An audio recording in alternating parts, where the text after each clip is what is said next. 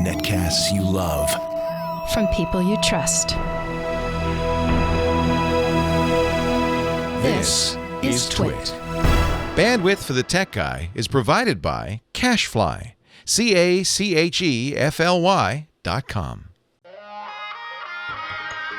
Hi, this is Leo Laporte, and this is my Tech Guy podcast. This show originally aired on the Premier Networks on Sunday, April 24th, 2016. This is episode 1282. Enjoy. The Tech Guy podcast is brought to you by PillPack, a full-service online pharmacy that combines modern technology, convenient packaging, and personalized service to make your life easier. Visit pillpack.com/twit to save $20 on vitamins and OTCs when you transfer your prescription. And by audible.com. To download a free audiobook of your choice, go to audiblepodcasts.com/techguy. Well, hey, how are you today? Leo Laporte here, the Tech Guy. Time to talk computers, the internet, home theater, digital photography, smartphones, smartwatches, virtual reality, all that jazz.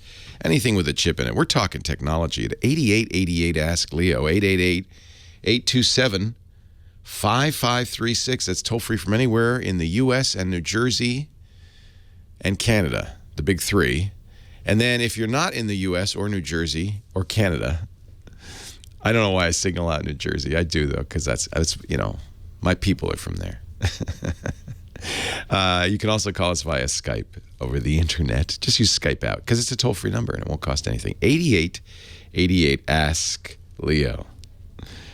Let's see, what else? Oh, the website, techguylabs.com. Techguylabs.com. Well, it turns out that the iPhone hack that the FBI bought cost more than director James Comey will make in his entire career as director of the FBI. So that, we're not sure, but we think that means it cost him, well over $1 million. Nice work, if you can get it. So kids, what's the lesson we've all learned here today? Become an iPhone hacker. This is our money, by the way, taxpayers' dollars. $1 million. James Comey was at a discussion in London this week. And good question. Somebody at the forum asked him, how much did you shell out? He said, a lot. He said, the figure's more than I will make in the remainder of this job, which is 7 years and 4 months for sure. Now, this means that Fox did some arithmetic. Based on a $183,300 annual salary, that's $1.34 million. I don't know how accurate that is, but it's a lot. It's a lot. They bought what we call a zero-day exploit from a hacker or hacking group, more likely. So there are groups out there that do this, and now you see why. There are fairly hefty bug bounties paid by Google and Facebook. If you, so there's companies that, this is their business. They look for flaws. They can do it, for a couple of reasons. One, because of these payouts from companies. The other, because companies will pay them to do something called pen testing or penetration testing to actually bang on their security to see how safe they are. This is a very good practice, which most big companies, except Sony Pictures Entertainment, do. They say, well, we've done the best we can. See if you can hack us. And, of course, almost always they find flaws, and those flaws get fixed. But in their spare time, that leaves Thursday available. In their spare time, they bang on operating systems. There are a variety of reasons. There's contests, like the one called Pwn to Own, where you can win some big bucks if you come up with a flaw, if you can hack Safari or Internet Explorer or Google Chrome. There's bug bounties paid by companies. Interestingly, Apple does not pay any. Apple says, we don't want to get in that pay for bugs thing because it just escalates. And, with the FBI paying $1.3 million for one bug, you could see why a company might say, we don't want to really, that could add up. That could be some real money. I think you'd want to outbid everybody, frankly. If there's a flaw like that compromises the security of all your phones, you'd want to outbid them, whatever it costs. You just don't want it to, get to $1 billion. Then it starts to add up. But there are always flaws. And I guess it's probably easier for the FBI to pay over $1 million than to continue to sue Apple. By the way, they dropped the case against Apple in New Jersey. There was an iPhone in New Jersey owned by a drug dealer. The FBI was petitioned Apple to help them unlock. And then they said, oh, never mind. We got the code. It's been my experience talking to law enforcement. I remember speaking to the Secret Service a few years ago. They said, most of the time the bad guys give us the password. They just give us the code. Once they're arrested and, we're talking to them, it's not even torture. People, I think people like to confess. They don't want to be a bad guy. So they just say, yeah, here's the code. Go ahead, do your worst. It's hard to keep mum. Hard to keep mum in the custody, right? So the point really is, even though law enforcement has been complaining about, quote, going dark, the ability of bad guys to use encryption to communicate with each other in a way that law enforcement can't tap, they say is worrisome. But the real truth of the matter is, first of all, good old police work still works. There's still plenty of ways to get this information. In fact, there are more ways. Because as much as we try to use encryption, most of the time people don't. Most of the time people just don't even know they need to. We all carry devices in our pockets that have cameras and microphones and constant internet connections on them, internet connections. So we were constantly bugged, we're tapped. Oh, GPS too. Many of us have in our homes devices that listen to us that, in theory, law enforcement could get access to. They're not encrypted. Your Amazon Echo, your Xbox One, your Samsung TV, your Apple TV. Do you ever talk to anything in your home and it does stuff? That's a microphone that's connected to the internet that could, in theory, be open. So there are still plenty of ways. In fact, more ways. This is why we have to pay attention. We don't want to live in a surveillance society. We don't want to live in 1984 where the TV is looking at you. Remember that? The few screens in 1984, the George Orwell dystopian science fiction novel where they could, the TV, you could watch TV, but it was also watching you. My TV has a camera on it. Many new TVs have cameras because they want to be able to do Skype. Show of hands. Anybody ever use Skype on a TV set? No. Don't be. There's some vision that this is what they say. Oh, no, the family will be sitting around the couch. Grandma will be on the Skype. You'll see her on your big screen TV. She'll see you. You'll all sound like you're back here, but what the heck? You do it once and you realize this is terrible. If you're going to use Skype, get on a computer with the camera near you. So now I have to wonder, who's demanding that these TV sets, all these new TV sets have cameras built in? Not consumers. Does your computer have a camera in it? That makes sense. I use that for Skype. In our home, you should, just for fun, count the cameras and microphones in your home, your office, your car. There's nowhere you can go that you're not bugged. It's not an accident that the FBI director told us a couple of weeks ago, I keep a piece of tape over the camera on my laptop. Wonder what he knows. But the point really is that it's not just law enforcement. Did you watch 60 Minutes on Sunday? I should talk a little bit about that phone hacking story. Because there was good stuff in there. They mixed up a bunch of stuff. This is often the case, mainstream media. It's like a tossed salad of security flaws. And some of them you should worry about. Some of them you shouldn't. Remember that their big consultant on that 60 Minutes piece on Sunday was a company that makes security software. Okay, that should always be a red flag, right? This is a company that sells software. They want you to be, Lookout wants you to be a little worried. So some of the stuff they were talking about, you don't have to worry about. Some of the stuff you do. The cell phone network is totally compromised. And it's not just law enforcement. In fact, law enforcement is much more constrained than a bad guy. That's why we need encryption. Not to protect us from the government, to protect us from the bad guys. I bet you that's why James Comey has a piece of tape on his laptop. 8888 Ask Leo. That's our phone number. I'd love to hear from you. Let's talk about tech, your questions, your suggestions, your comments. 8888 Ask Leo. I'm Leo Laporte, the tech guy. Yeah, I should dissect that 60 Minutes piece. Because we've talked, well, I'll save it. But those of you who watch the network know that we talked about 2 years ago, we talked about that Chaos Security Club demo compromising the baseband radios in phones. That's been known for 2 years, since 2014. It has not been fixed. It will never be fixed. If 60 Minutes hadn't made a big deal about it, I think maybe the phone company, maybe now they have to. I don't know.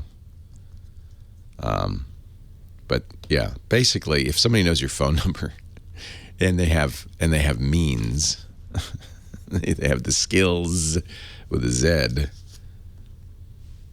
they can read your texts, listen to your phone calls, all of that stuff. And it's been that way for years. SS7 has always been weak and compromised. Leo Laporte, the tech guy. 8888. Ask Leo. Questions, comments, suggestions. Let's talk high tech. Kim Schaffer is here, our phone ranger. Answering the phones, taking your calls. Who should I see wonderful people here. Yes. Wonderful people. Daniel from where you just came back from, Vegas.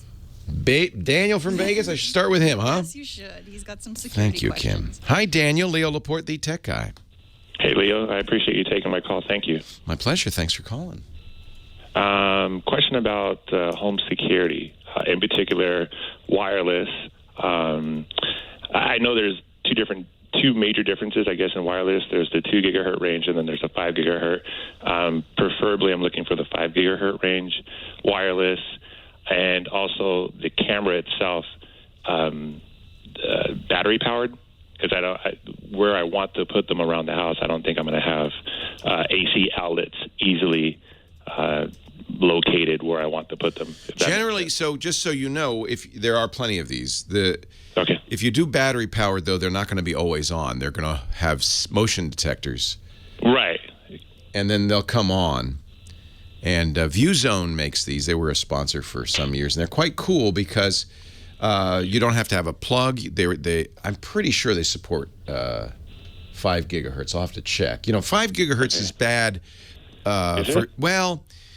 So it's a less crowded frequency, but the higher you go in frequencies, the more it bounces off stuff. So walls are more of an impediment to 5 gigahertz than they are to 2.4. So okay, I didn't know that. Yeah, but it may still work. Yeah, and range varies. The problem is you can't tell until you set it up. Right. And it may not matter so much. Actually, if you're going to use a camera, I like the idea of not always on, because what happens with these Wi-Fi cameras? We have some. They used to be called drop cams, they're now called Nest cams, and they're high def, always streaming, but they use a megabit of upstream bandwidth, each of them. So that's not good, right? Right? It completely bogs your network down. So these ViewZones, Netgear owns them. You can get up to 5 cameras on one Wi-Fi connection. Okay. The battery goes, of course, it depends on how often they come on, but it's a year-long battery. It's a pretty good length of time battery. And so it'll turn on when it sees motion. It'll send you an alert if you want via email. It'll connect to your smartphone, so they have a ViewZone app. For that, you pay for a monthly subscription fee.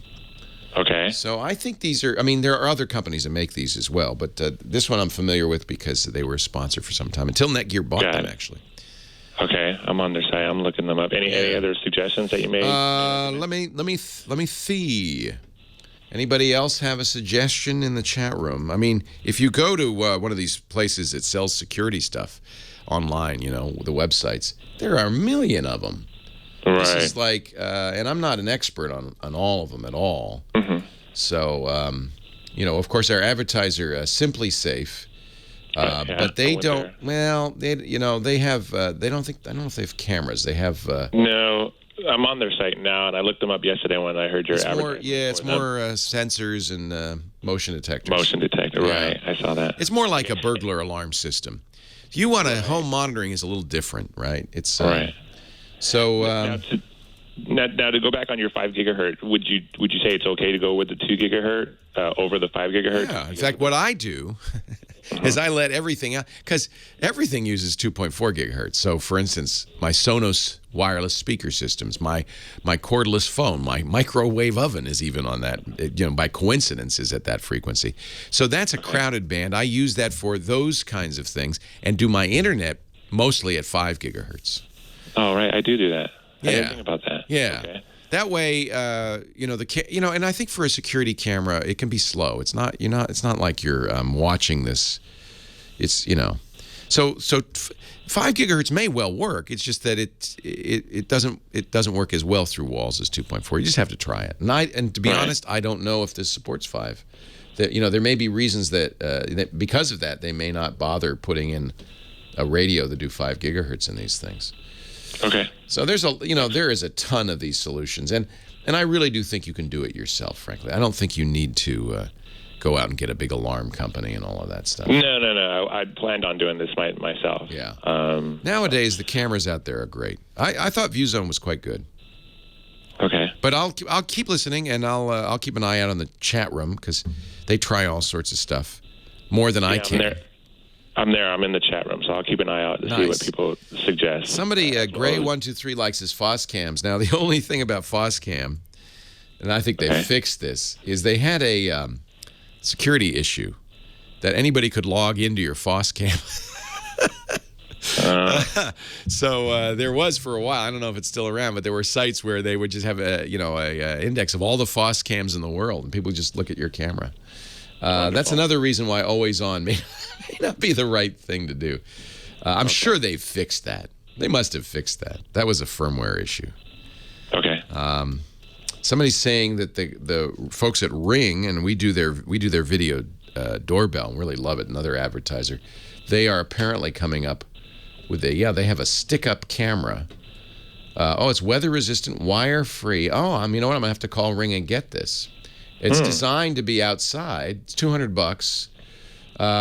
It does not. It's motion capture, and it does not apparently require power. So, that would be another one to look at. The Ring doorbell itself has a lithium-ion battery in it, so you don't have to have a wired doorbell. And this, I would imagine, is the same thing, a rechargeable battery. It looks very much. What it looks like is the Ring doorbell without the doorbell.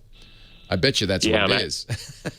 Yeah, somebody linked it in the chat room. Yeah. 8 to 12-month battery life, 2-way audio with noise cancellation. Video is HD, 80 degrees field of view. It is encrypted. That is a good thing. And these guys are good at security. Doesn't say what kind of network it uses, but the Ring is on your Wi-Fi network, so I guess it's the same. They even have a solar panel, so you could keep it going with a $29 solar panel. What? Okay. These guys are crazy. So I like Ring a lot. They are, and again, a disclaimer: they're a sponsor, but pretty much everybody is in this. We have Simply Safe. We had ViewZone, and Ring is currently a sponsor with their doorbell. I didn't even know they had a camera. They didn't tell me. Looks pretty cool. This might be a good solution. I have a Ring doorbell at home, and I love it. But it's not. You can't just go to your phone with the doorbell. You can't just go to your phone. You have to wait till somebody wakes it up by moving or ringing it. Right. And I would guess this would be the same. Yeah. It's not. So that's the key. And in order to do a full-time, always-on camera, you have to use a lot of bandwidth, and you have to plug it in. Yeah. No. I'm just worried about motion, and if motion happens, then it activates and it captures, and that's what you want. Yeah. Yeah.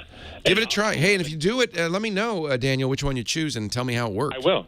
Yeah, absolutely. I thank you for your time, and everybody in chat room. The links that they're posting is very helpful. Aren't they amazing? What I needed. irc.twit.tv. It's kind of like these kids. These are the kids in the back of the class. They know everything. They're wiseacres. They're throwing spitballs at me. It's okay. I love them.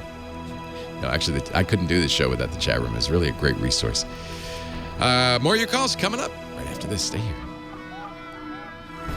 Leo Laporte, the tech guy. Brennan on the line from Dallas, Texas. Hey, Brandon. Brandon. Hey. How you doing? Sup? What's up with the kids today, huh, Brandon? Tell me, what's with you kids? I'm trying to figure out how to run code. I can't hear you very well. What are you on? Are you on one of those football phones? Did your mom get that because she subscribed to Newsweek? No. There, that's better. Are you on a cell phone? Yeah. Yeah, you have to kind of talk into the hole on the phone. I don't know why that is. What can I do for you, Brennan? I'm wondering what is the best place to learn code? Oh, you want to be a programmer? Yeah. You want to do it for a living or because it's fun or why? Every reason possible. Every reason possible. Oh, I love you, Brennan. This is good. So there are lots of good reasons. You could be that guy who sold the iPhone a hack for $1.3 million. That'd be a good reason. 1.3 million reasons.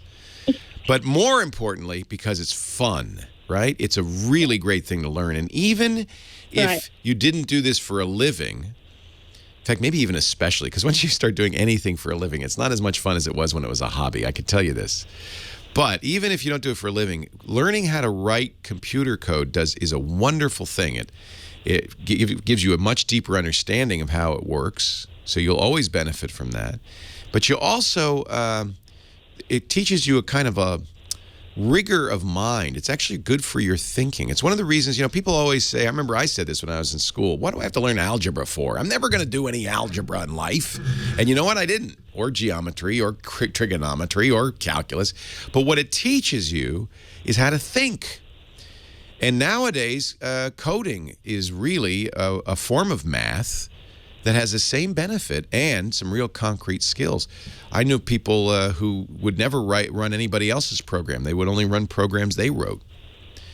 There's a guy, I really admire this guy. He says, if anything takes me more than 30 seconds to do, I write a computer program. The computer program sends my girlfriend a birthday card and flowers every year. It does everything, so he doesn't have to think about it. It takes 2 minutes to write the program, but then he saves 30 seconds every time it runs. So you want to learn. Do you like Minecraft? Yeah. What do you... I'm not real... You're not addicted. Really a big fan. Yeah. What do you do? What do you like to do with computers right now? Just watch some technology YouTube videos. Yeah. We want to move you. So here's the thing, and I appreciate your instinct. We want to take you from being a consumer to a maker. Okay? From somebody who eats and drinks and sleeps YouTube to somebody who makes stuff. It could be making a YouTube video. It could be writing computer software. One of the reasons I asked about Minecraft is one of the best ways to learn if you're into Minecraft. I don't know if you're into it enough to make this worthwhile, but you go out and get a Raspberry Pi, $35 computer. Borrow from somebody a mouse and a keyboard and an old monitor. Now you got a computer running, believe it or not, it's running Linux, which is great, but you can run Windows on it, but it's better to run Linux on it. So $35 plus used mouse, keyboard, and monitor. It comes with Minecraft, but even better, it comes with the software that you can use to write programs. And it's fun because you write programs in Minecraft like you could build a house with a push of the button. Or you could build a giant rainbow made out of watermelon. Or you could dig a hole all the way down to bedrock. My favorite one, and I'll tell you the book you can get to do this. The book costs more than the computer. But I'll tell you the book that you can get to do this.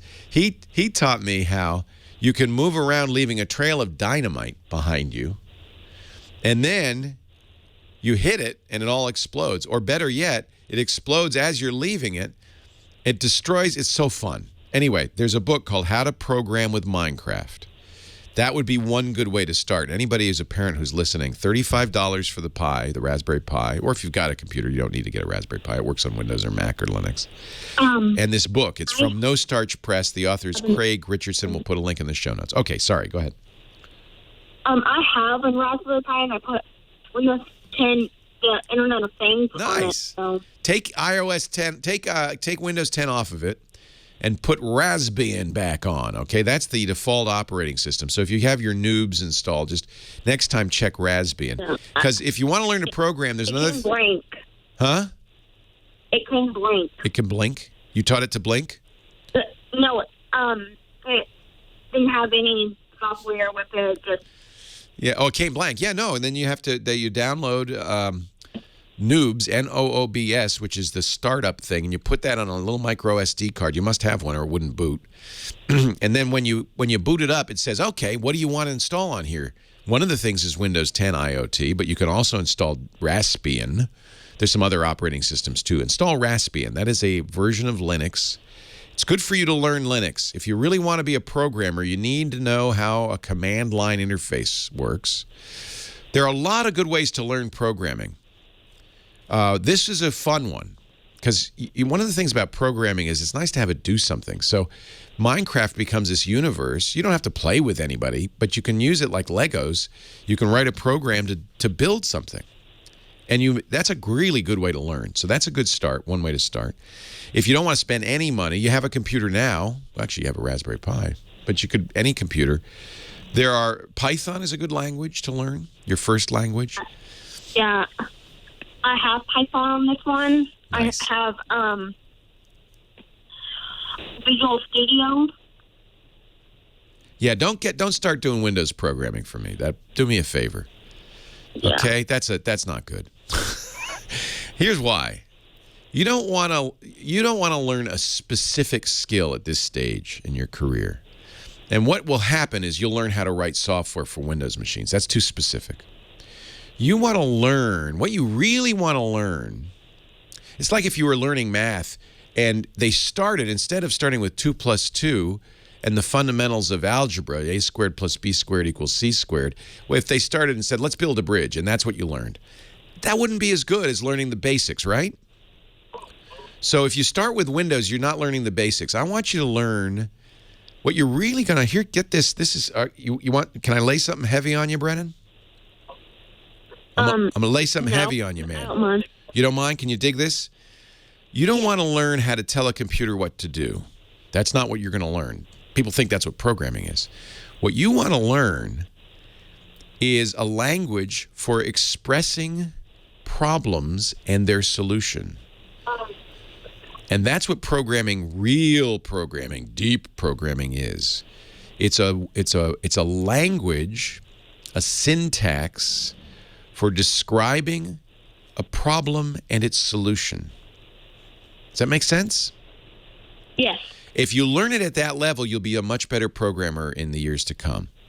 So it's nice. I started kind of the same as you get basic and then you write some spaghetti code and you can learn bad habits. It'd be nice to learn some good habits.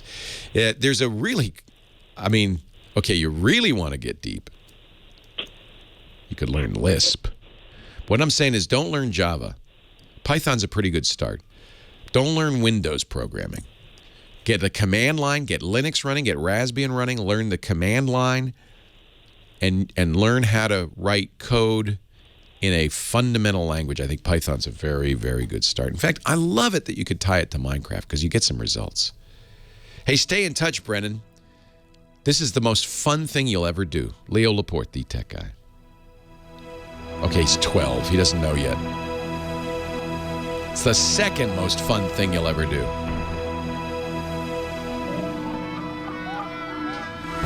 So you're learning an operating system first, see? You want to learn Linux first, okay, Brennan? Okay. You got it already because you got the Pi. So take that stupid Windows 10 off. You don't want to learn Windows 10. What good is that? Learn Linux. Learn a real operating system because you'll learn fundamentally how things work. Windows hides all that. You're not learning how to build an engine. You're learning how to drive a car. You're learning at too high a level. Start lower. You want to know how engines work first, okay? Okay. All right. And I do think Python's a very good start. And this book, Craig Richardson's book, how to learn how to program in Minecraft, I think you'd really like it. Okay? Okay. Have fun, Brennan. Do you love computers? Do you love this stuff? Yeah, I collect old computers too, Awesome. like Windows 98, Yeah. 2000. Those old things, man. They are old, dusty. It's good. Your mom or dad is into Windows, right? Can you rephrase that? In the Windows? Are your parents kind of Windows users? Yeah, I'm their IT guy for their company. Yeah, that's what I thought. It's okay. It's good for you to know that stuff. That's a different skill, though. Programming, you need to know how to build an engine before you learn how to drive a car. Do you get what I'm saying? Yes. Yeah. I mean, really, if you were my kid, I would say get a book, got a pencil. It's called The Little Schemer. The Little Schemer, and you're going to learn a language called Scheme, which is a variant of Lisp. This is an ancient computer programming language. Nobody teaches it anymore, but it teaches you such deep fundamental principles that you will be a better programmer for the rest of your life because you will understand. It's like, you know how some people, they can look at a machine and they know how it works and they can fix it? You'll be like that. Yeah. You'll be like that. And you want to be like that, right? Right. You want to be the computer whisperer. You know, the guy. Started out with. Huh? I started out with the programming bash files for Windows. Excellent. Excellent. You're going to love Linux. If you thought batch files were great, wait till you get to bash scripting. You're going to love Linux. You should definitely do this. You are going to be, you're a genius, and you are going to be really good at it. And when in 10 years, people are going to say, Brennan, here's a problem we have. Can you solve this? We will give you lots of money. And you're going to go, yeah, that's easy. You're going to talk like a programmer. You say, oh, that's trivial. Okay? Okay. All right. Take care, Brennan. Stay in touch. Bye. Okay.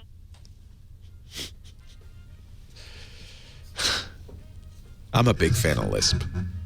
Get The Little Schemer. And it's kind of a funny book because it doesn't tell you anything. It's Socratic. It gives you questions and you have to go, I don't know, what's the answer?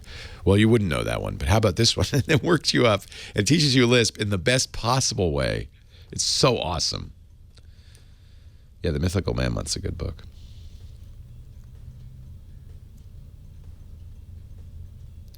But you don't, really, I wouldn't be a computer programmer to make money. I'd be a computer programmer because it's the bestest thing in the world, because it's super fun. And there's still plenty of money to be made in computer programming. Are you kidding? The person who knows how to run the network and run the computer, that's the person who gets the money. It's not for everybody. I think it might be for Brennan. Leo Laporte, the tech guy. Shelia, Chatsworth, California. Hi, Shelia. Leo Laporte. Hi, how are you? I'm great. Welcome. Thank you for taking my call. Thank you for calling. What can I do for you? I have a Kindle Fire, and I was wondering, how do you keep it charged? Because it doesn't seem to want to keep a charge. Well, that's not good. It might be something wrong with it. It's the ideal. It's a Fire is a tablet, and the ideal is you plug it in. It has a micro USB port on it. You plug it in, charge it overnight, and then you should be able to use it for hours and hours. What's your experience been? Well, I charge it overnight, and then the next day I want to play the games, and I can play for like 10 minutes. Then the battery will come up with the red in it, showing how much you have. When you charge it, do you see it going to 100%? Can you see that it's all the way up? No, I don't know how to do that. Yeah, it's on the screen. There's a little battery indicator up in the upper right-hand corner. How old is it? I think it's like 4 or 5 years. Oh, that's what's wrong. So what happens, and this is a problem, we talked about it yesterday, though, a problem that may have a solution. The scientists at the University of California, Irvine, have discovered a way to keep lithium-ion batteries going forever.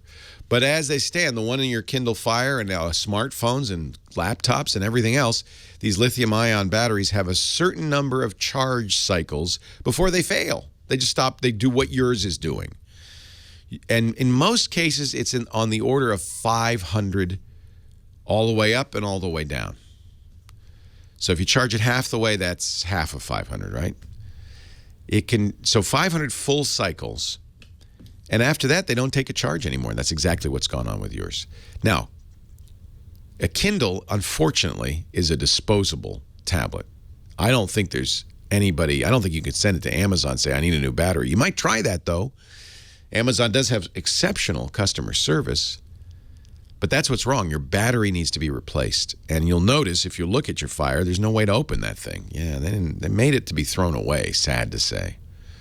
But don't throw it away. Call Amazon. Tell them the battery, it's 4 years old. You know what? That's about right.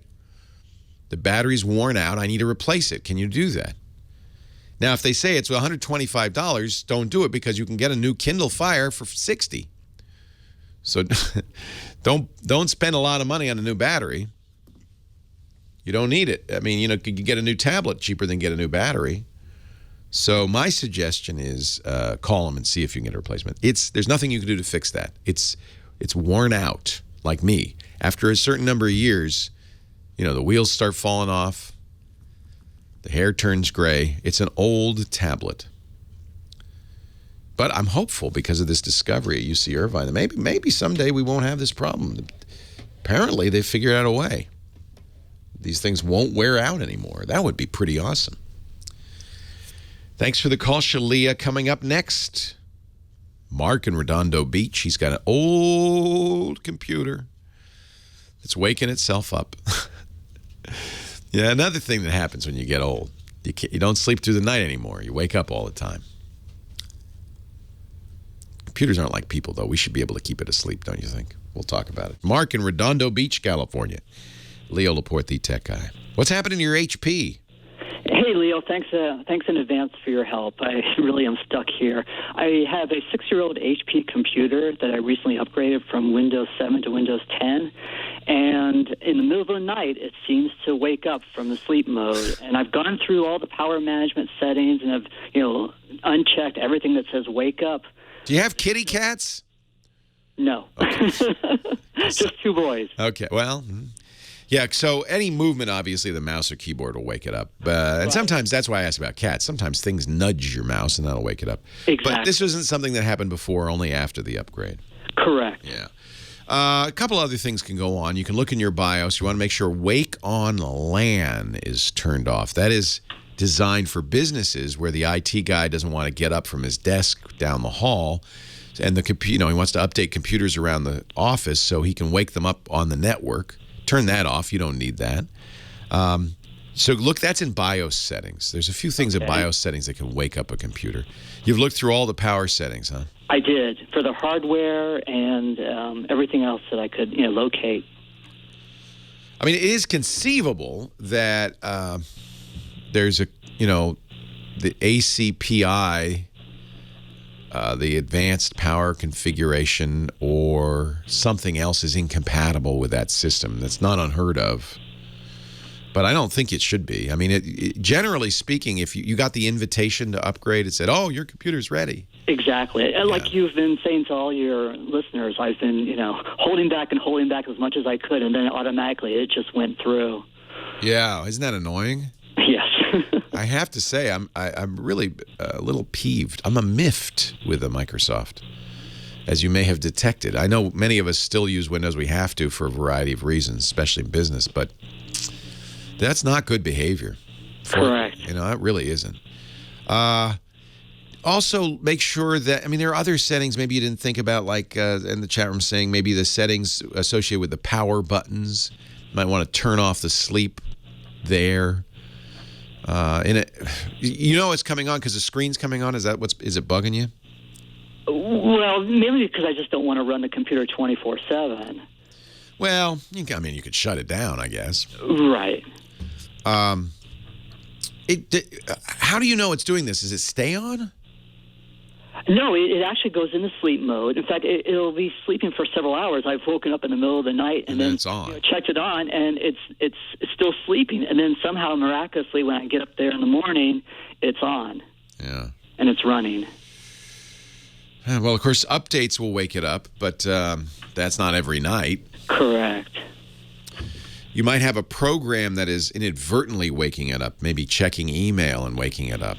There are things in Windows 10 that are designed to actually not do that, to do a better job of it, but it may be the older hardware is not doing what it needs to do. Right. You can always, of course, shut it down at night. Okay. There may not be a fix, but I would make sure Wake on LAN is turned off. It could be stray signals on the LAN or waking it up.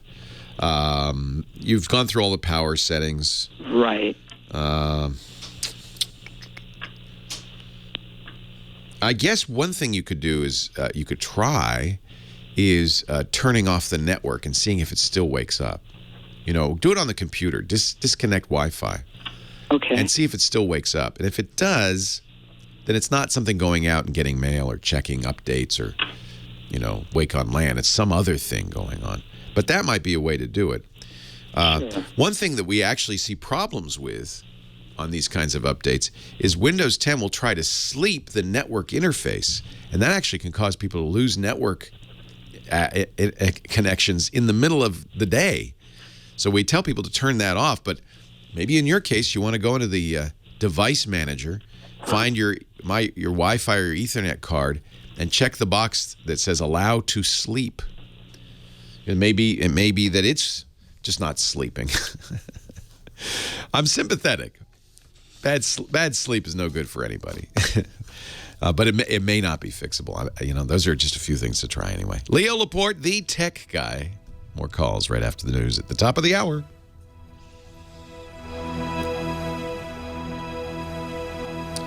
Yeah, is there a log, that you could look at that would say that, oh, we woke up because of this? Logs are your friend. Fast startup, turn off. There's a whole bunch of stuff we'll put in these show notes from the chat room, all sorts of ideas. Our show today, our podcast today, brought to you by this, my pill pack. Yay! I love this. I love this pill pack. PillPack is a online pharmacy, full-service online pharmacy that has a very interesting idea.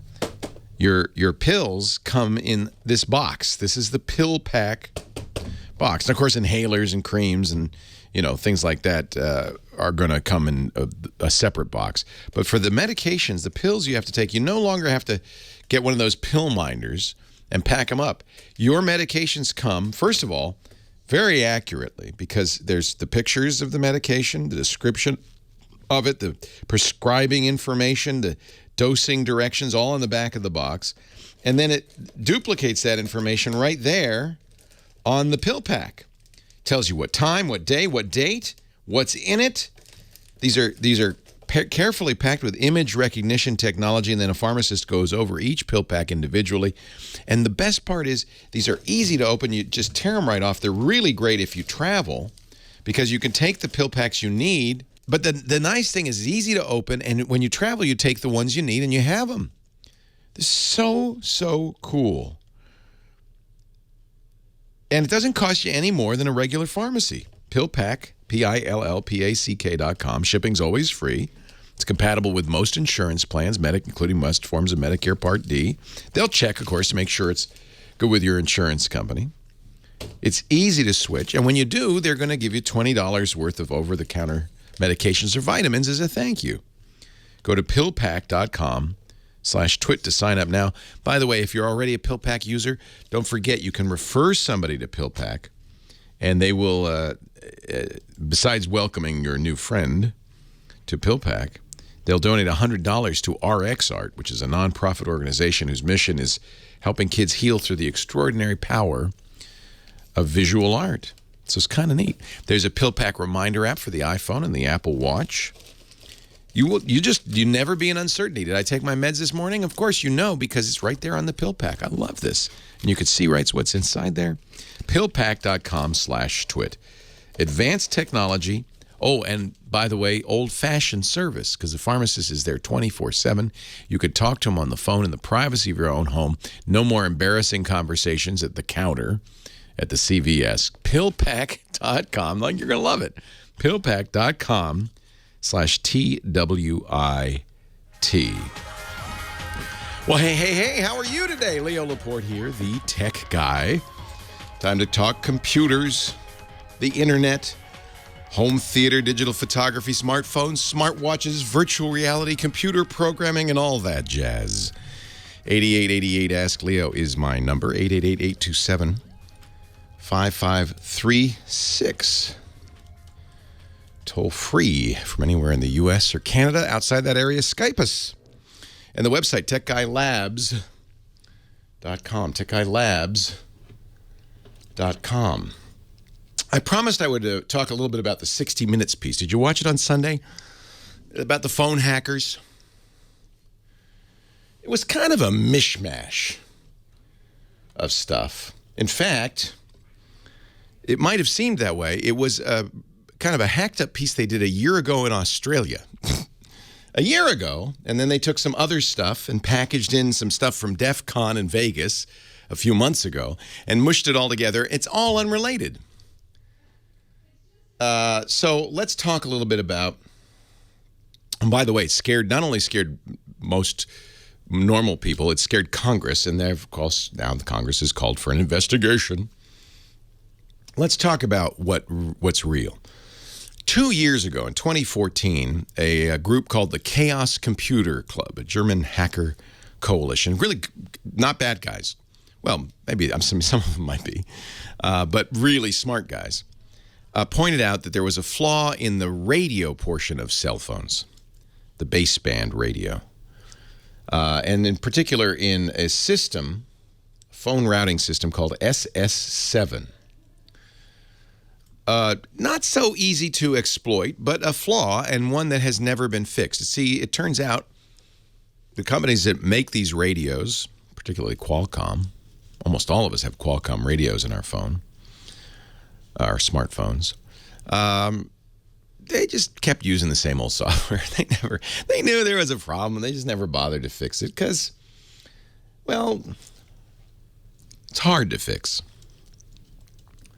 What they did, though, on the TV show was they gave the hacker, the bad guy, a phone number of a special phone, which they then gave to a member of Congress, Ted Lieu of California. And they showed the bad guys listening to all his phone calls and reading all his texts. Well, that's been true for years.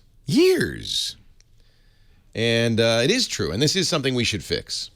Absolutely. However, it's not easy to do. It was actually first disclosed in 2007, 9 years ago, at Black Hat, the big conference, the hacker conference in Las Vegas. 2007. And then again in 2008 at the Chaos Computer Club. So this knowledge of how to do this has been around forever. And nothing has persuaded the companies that make this radios or the companies that use the networks to fix it. They just haven't. It is not something your average guy on the street can do to you. It is something, though, however, nation states and, kind of semi-professional hacking organizations could if they saw a reason to do it. And we've mentioned this before about hacking and security. Probably no one is really safe. Sorry. But one security expert likened it to walking down the street and worrying about ninjas. It is true when you walk down the street that if a group of ninjas decided to jump you, you wouldn't have much defense. You'd be out of luck. But fortunately, there aren't a lot of ninjas, and they have really no reason to attack most of us. So unless you're a particular interest to ninjas, maybe, you don't want to go around making ninjas mad, you don't really think about it when you're walking down the street. You're vulnerable, but you don't, spend a lot of energy protecting yourself against ninjas. Similarly, we are probably all, to some degree, vulnerable to bad guys, but don't make hackers mad. Don't bring it, and you'll probably be okay. It would really take a lot of effort to take advantage of this. Then they mushed in stuff that's not related at all. And they brought in somebody from a founder of a security firm called Lookout that sells commercial security solutions to talk about other things that are not related and to really scare people, saying,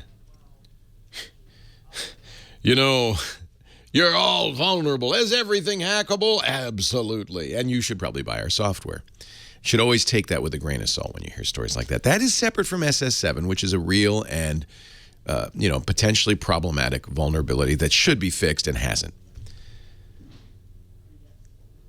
There's no reason to put software on your Android or iPhone to protect yourself. Both Google and Apple do that already. They're already doing that.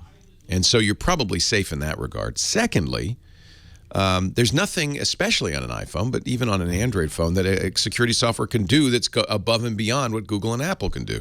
So it's kind of a waste of time. It's kind of a waste of time. It's kind of, fortunately, Lookout's free on Android. They try to upsell you to something better. You don't need it. But you should be cautious. You shouldn't install software from Russian hacker groups. That's probably a bad idea. Keep that. There's a check mark in Android that says download software from somewhere other than the Google store. Probably should leave that unchecked unless you absolutely know that what you're, it's okay if you know what you're getting is good. But better to stick with the official Android and Apple stores. And I don't know of a case, frankly, where there's been a real problem. There's been potentials. These are fixed. Android now, like Apple, is offering regular updates. The real problem for Android is older phones that can't be updated. That's one reason it's a good idea if you have an Android phone, make sure you get a new one, every few years. It's gotten better. Google's realized that was problematic with older Android phones. Samsung, LG, HTC have all agreed, yes, we'll update our phones. So if you have a phone that was purchased in the last couple of years, you're probably fine. Same thing on Apple. Apple makes sure that they patch those phones regularly. In other words, don't panic. Ninjas are not going to jump you. And that story was a little sensationalistic. However, the kernel of truth in there is we really haven't done what we should to protect ourselves on these broadband radios in our phones. Unless you're not going to be hacked by anybody, unless it's the FBI or the NSA or the Chinese government. It takes that kind of resources to do this. But it should be fixed. We know about it. We've known about it since 2007. It should be fixed. Now, if you go to Black Hat, there are ninjas everywhere, so you be careful there. 8888 Ask Leo's the number. Cam is in Garden Grove, California. Hi, Cam. Hello, Cam. Yeah, hello? Hey, what you doing? Oh, sorry, I just left my house. I was walking down the street. That's good. Yeah. Get some exercise. A beautiful day.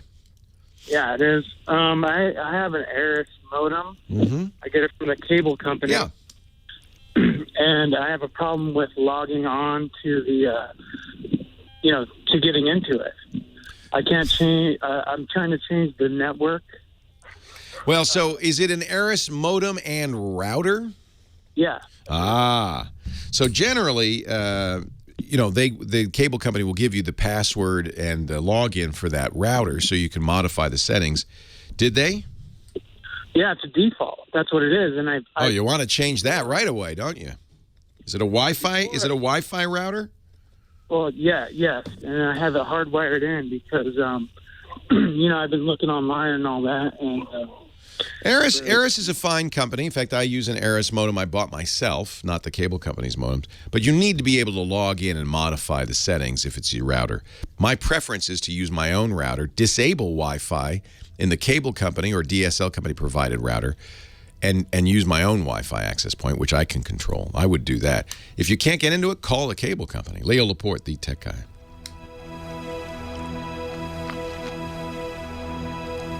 Turn off the routing. Step 1, says Triple Ad. Turn off the routing. Step 2, buy a real router. I agree. Leo Laporte, the tech guy. 8888 Ask Leo. Thank you, Brains. Brains, in our chat room, aptly named, has posted a link. We'll put it in the show notes at techguylabs.com for a SS7 tester that you can download on your Android phone. It's from the Chaos Computer Club. And you can it's an insecurity tester called Snoop Snitch. That's a very German name. They should add another word, like Snoop Snitch Tester Program.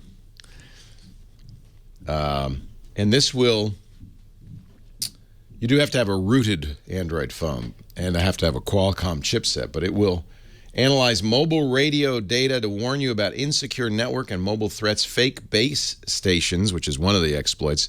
You set up a base station that looks like it's the real deal. User tracking and SS7 attacks. So root, if you really want to know about SS7, root your phone, put Snoop Snitch on there, and you can go around scaring people. Oh, yeah, our network, it's insecure. About the routers that your internet service provider gives you, they're generally not good. You're renting them. So I always ask, hey, ISP, can I buy my own cable modem or DSL modem? Usually they say, okay, here's a list of approved ones. Get the latest. You know, if your cable modem provider supports DOCSIS 3, almost all do, make sure it's a DOCSIS 3 modem and so forth and so on. You know, get the best you can get, because it'll save you money because you don't have to pay the $7 a month rental. And then get a separate router, because you want to control that router, and the ones that they provide you are not very good. You may not have control of it. They may have control of it without letting you know. It's not unusual, for instance, that these cable provided or ISP provided routers have a backdoor for the ISP. You may not want that. So go out and get a nice. There's some good routers. I use an Asus C3200, excellent router. There's some excellent routers out there, and use that. You can control it. You can set it. They often add nice features, things like quality of service, which allows you to say, hey, if I'm doing Skype, make that better. Or if I'm gaming, make that better at the expense of other stuff going on. So that way, if somebody's watching Netflix and you want to play your game, you can make sure your game plays better than the Netflix does. They also have lots of additional security features. Parents will appreciate. You can have the internet shut down for your kids at 9 p.m., that kind of thing. It's better, almost always better to get a high-end router that you own than the one the cable company provides. 8888 Ask Leo. Paul is on the line from Louisville, Kentucky. Hey, Paul. Hey, just got off my bike, so I'm a little out of breath. Good, man. Everybody's getting exercise today. That's great. Yeah. I called about my Ring video doorbell, and here's the situation. I also have a Arlo camera. Okay. The Arlo camera has a good feature that, well, basically I enabled it by downloading an Android app, a ringtone maker. Uh-huh. So when I get a motion detection, it will play a song that I have on my How fun. phone, okay? Yeah. So if I'm in a noisy area... You know that somebody's in your house, because if phone goes... Well, this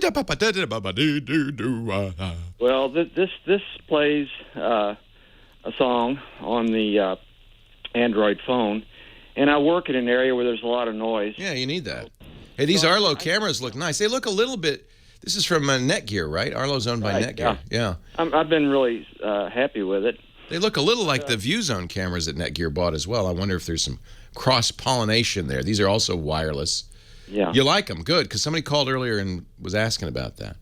Okay. Yeah. Well, I called Ring, and... oh, you want to have a custom ring on your ring? Well, I called them, and I explained to them what I told you. I said, the problem I'm having with the Ring is that when I'm in a noisy area, the Ring notification is so short, and my phone is in a case in my pocket, and I don't feel the vibration, so I miss it.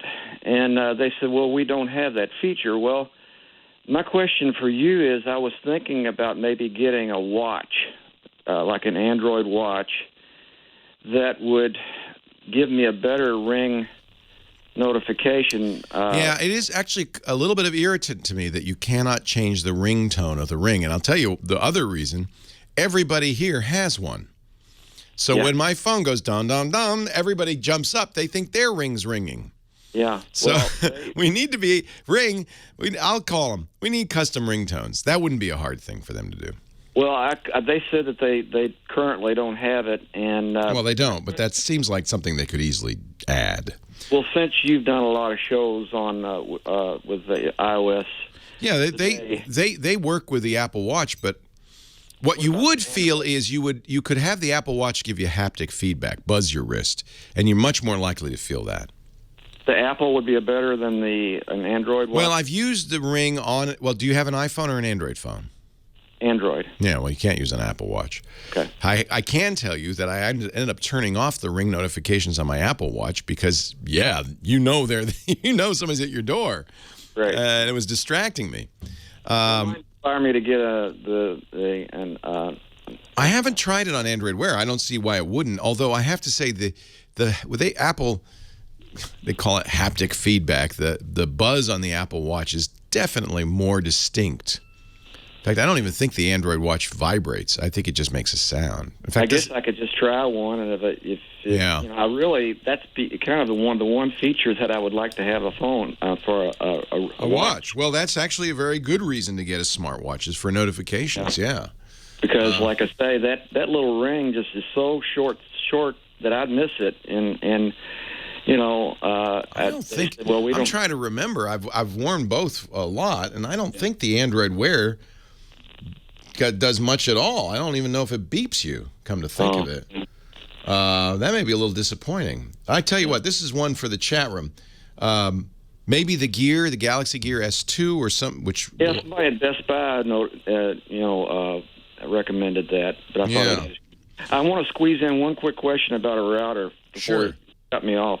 I've been listening to your Security Now since day one, and a year or so ago, Steve mentioned and was kind of really upset about this bad USB with routers. Do you know that? Bad USB, never been fixed.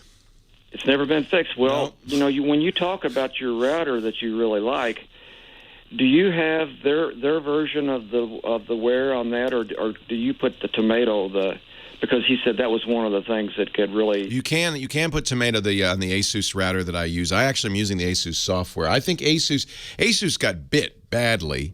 In fact, had to give pay a big fine to the FTC or the FCC, to the feds, for security problems with their routers. I think as a result, newer Asus routers are much better. They're using new firmware based on DDWRT, and you can put your own on there. Father Robert in our chat room, by the way, is saying that the Ditto Bluetooth device, you clip it on, and it's a wearable for smartphones that really vibrates. He recommends it highly. Ditto. Leo Laporte, the tech guy. All right, to get this, $30.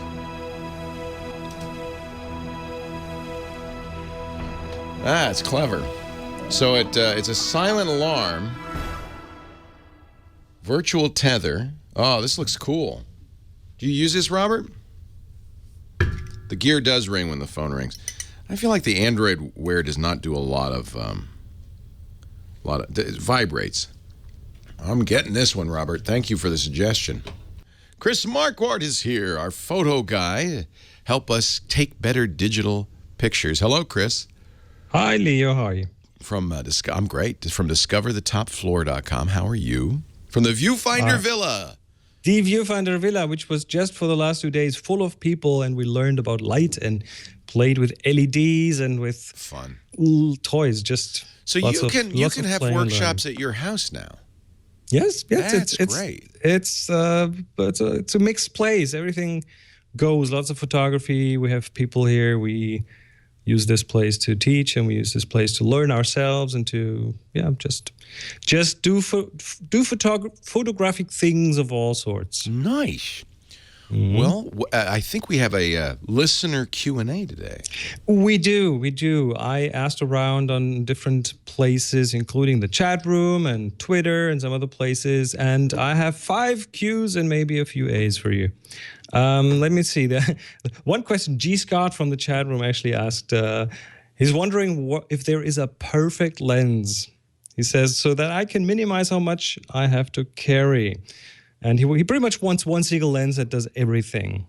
And how much you got to spend? How much money you got to spend, G. Scott? Yeah, the thing is, I mean, a lot of people are looking for these Swiss Army knife kind of lenses because that's what you want. But you know, it's kind of, if you look at these cameras, they have a interchangeable lenses for a reason, because you can specialize on certain things. I mean, otherwise they would build a camera with that miracle lens right away and it would do everything. But you know, we want to shoot macro or telephoto or fast motion or wide angle, and you need different lenses for some of those things at least. You could have a lens that does a lot, but then there's always a conflict of goals, you know? I mean, image quality, brightness of the lens, and the price of the lens. And if money is no subject, then you will still need to choose the right lens for the right job, at least to a certain extent.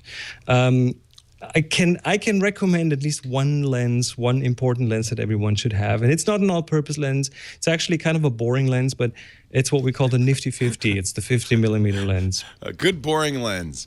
It's a good boring lens, but it is bright. It lets a lot of light in, and it teaches you to be a better photographer. So the nifty 50, or on a crop camera, maybe a 24, 25 millimeter lens is a very good thing to have in your bag. It's considered and a prime lens, not a zoom lens. A prime lens. I mean, zoom, I guess, is more likely to give you every kind of thing you would want, from wide angle to telephoto. And they do to a certain extent, but then they're usually light. not that. They're not that light, and they're not that bright. They don't let that much light in. So you always have a bit of a trade-off. You can't really have that one Swiss Army knife of lenses. I do like having a 50. A 50 is, I guess, to kind of roughly be equivalent to what you see. Well, it doesn't cover the angle of view. It's smaller. It shows a smaller angle than your eyes do, but it gives you the proportions of the sizes of things in the picture are pretty much the same. So it looks as if we see things with our eyes. So Troy has a question, and he's asking about ND filters. Now, an ND filter is a filter you put on your lens to darken down the light, and that you could do this if you have a lot of sun and you want to shoot with an open aperture, or you can use that to get longer exposures. So you'd have, let's say, flowing water from a waterfall that then actually shows the motion. And he's asking what my thoughts are on variable neutral ND filters. So those are ND filters that you can actually change. You turn them and they get darker and they get brighter. So they change their brightness. And I've used them.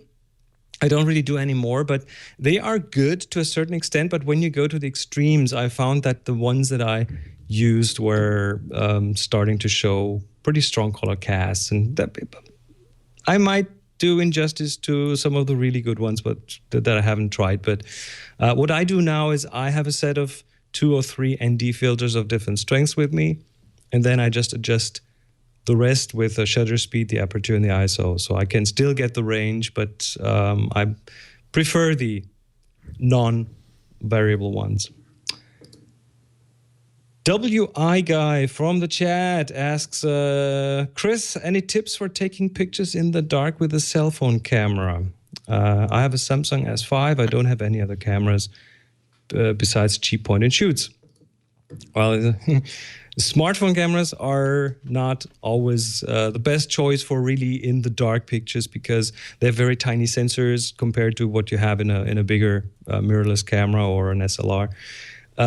So, I mean, first rule, if you want to shoot in the dark, you will end up with a longer exposure time. The camera will just have to ramp it up to let enough light in. So you have to keep it still, prop it up somewhere, hold it against something, prop it against something. That's one way to do it. But then the camera might still not be good enough to do that.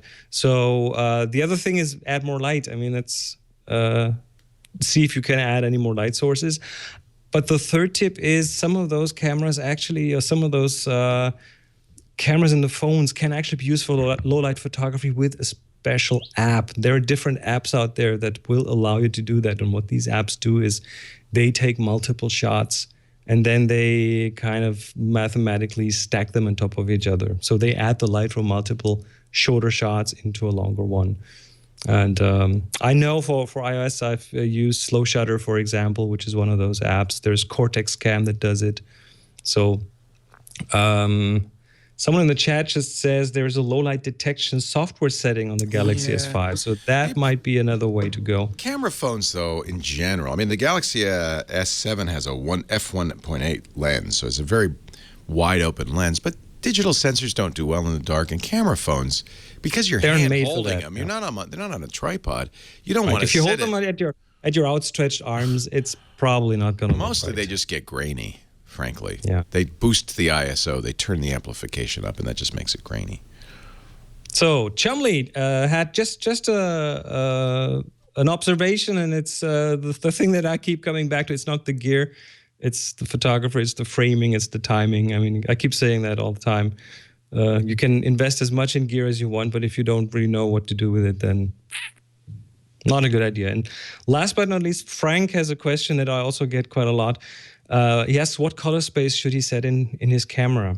If you look in your camera menus, there's this setting called color space, and it has usually two settings, sRGB and Adobe RGB.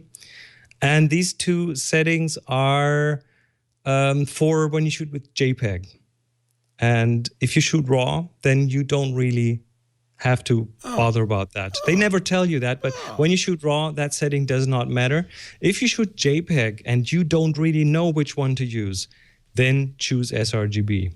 If you know about color management, yes, you can go with our Adobe RGB, but if you don't really know what color management is, sRGB will do just fine. If I'm using Lightroom, Adobe's Lightroom or Photoshop, should I use Adobe's color gamut? If you feed it the RAW files, it does not matter. Oh. Choose whichever you like. Okay. sRGB, that's the more standard. sRGB is the lowest denominator, but still very good. Adobe RGB is a bit better, but if you don't really know how to handle it, then you can make things worse and much worse. So sRGB is kind of the fallback that works really well. Chris Marquardt is at discoverthetopfloor.com. That's where you can discover his wonderful workshops. What's coming up? Well, we go to the Lofoten, to the Norwegian what's the name? Archipelago. Archipelago, wow. Archipelago, that's how you pronounce it. In Norway in June, and we have one spot left actually. So discoverthetopfloor.com, the place to go. Chris Marquardt, thank you for joining us. I'll tell you what our assignment is when we come back after the break. Leo Laporte, the tech guy. Our show today brought to you by Audible.com. Somebody sent me a note saying, you're dumb, Leo. You shouldn't do Audible ads. That way people won't listen to your podcast. They'll be listening to audiobooks. And you know what? I may be dumb, but I care about you so much. I want you to have the choice. And since I've been listening to Audible for 16 years, I joined Audible.com in the year 2000. I know it's a great thing. In fact, I walked to work today. My commute used to be 2 hours at least every day. That's when I first found Audible and listened to a lot of books. I would go through a couple of books a month. Not so much anymore. My commute's about 4 minutes. But today I walked, gave me 45 minutes, and I loved it. I listened to my audiobook, not both ears, one ear, so I could hear oncoming traffic, stuff like that. And it was just great. Walking in the sunshine, listening. When you're doing the dishes, you're walking the dog, you're on the treadmill, you're on your way to work. There's nothing like having a great book being read to you by an actor who just brings it to life. Audible books are like movies playing out inside your mind. You really feel like you're there. I want you to try Audible, and I've got a way for you to do it free. Your first book is free. That sounds like a come on, doesn't it? Yes, I know you're going to get hooked. But it's a wonderful addiction. It brought me back to reading, frankly. Go to audiblepodcast.com/techguy. Now, there's more than 180,000 books at Audible. It's like a giant bookstore. Bestsellers, brand new stuff, classics. In fact, a lot of times they have classics reread by modern stars, movie stars, Anne Hathaway, and it's wonderful. The books just come to life. If you're a science fiction buff like I am, you'll appreciate that Audible has brought so many science fiction books to life, books that came out before audiobooks were a thing, and Audible's gone back and recorded the great Isaac Asimov and the Heinlein novels. Frank Herbert's Dune, you can listen to all of them on audiobook. It's just, it will take you away. You will love it. It's the cure for road rage. Go to audiblepodcast.com/techguy. Pick your first book. Now, here's the deal. You're going to be signing up for the Gold account. That's a book a month, plus the Daily Digest of the Wall Street Journal or the New York Times. You have 30 days. You cancel at any time in the first 30 days. You'll pay nothing. But that book will be yours to keep forever. So, that's like our gift to you. I don't think you're going to cancel. I don't think Audible does either, because we know it's awesome. audiblepodcast.com/techguy. Try it today. Were they actually twins? Leo Laporte, the tech guy. These are questions, inquiring minds. I'll look it up. Would you? There's a standing joke among my crowd. It probably is everybody now, where you ask a question like that, and some wag will always say, "It's too bad there's no way you could find that out, isn't it?" What time's the movie start? It's too bad there's nowhere you could ask to figure that out. It does not look like they were actually twins. No, they weren't twins. I knew that. So the funny thing is, we forget that it wasn't so long ago you had a question like that. Where would you go? You'd have to go to the library or something. We totally take for granted the fact that everything you would ever want to know is at your fingertips within seconds. Isn't that remarkable? We live in amazing times, and it just snuck up on us, and now we just take it for granted. Well, of course I know what movie time. But I used to have to buy a newspaper to find out what time a movie was going to start. I fandangoed yesterday. Shut up. You kids. You don't remember dialing a phone, do you? Why do we call it a dial? Because it's round. We just take it for granted that, that Wikipedia exists. I donate to them every month because I don't want to take them for granted. That is a remarkable thing. And Jimmy Wales, who started it, has held the line. That site drives so much traffic that he could put one little ad on there and be worth billions. And he has held the line, and he's never accepted advertising.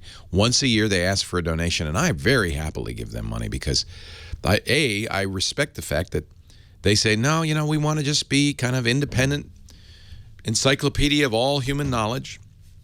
They, and when I say they, I mean all of the volunteer editors who've contributed, really have done a remarkable job. The fact that the Wikipedia exists.